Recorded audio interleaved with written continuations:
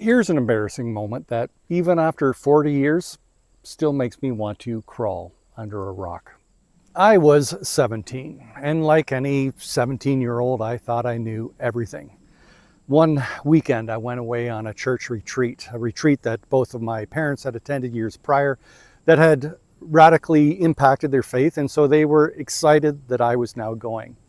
Now, I can honestly say that because I loved reading the Bible, that I knew more about the scriptures than most of the adults in attendance. And some even complimented me, saying how they wish that they knew the Bible as well as I did, which of course just made my 17-year-old head balloon even more. Sunday evening rolled around, the closing service. The church was packed. My parents and their friends were in attendance, and the rest of us, we were up on stage with the bishop. Now, what was supposed to happen was that each of us were to take turns standing up and briefly giving a summary of what the weekend meant to us. When it came to my turn, I didn't just stand up, but I marched into the aisle and rambled on for the next 5 minutes or more about, can't even remember what it was. It was bad.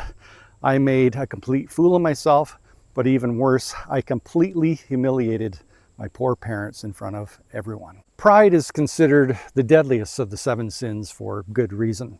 Arrogance is the gateway that leads to those other deadly sins and beyond.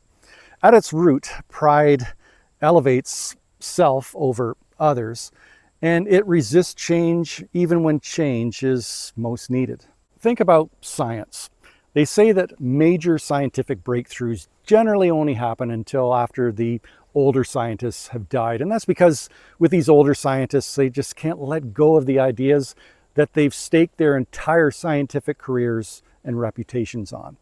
And of course, this happens in more than just science, but also in business, in politics, journalism, academia, religion.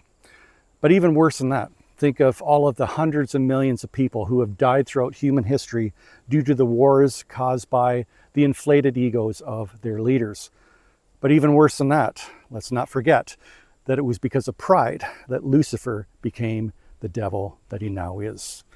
And that's why pride is the deadliest of the 7 sins. Subscribe and dare to be wise.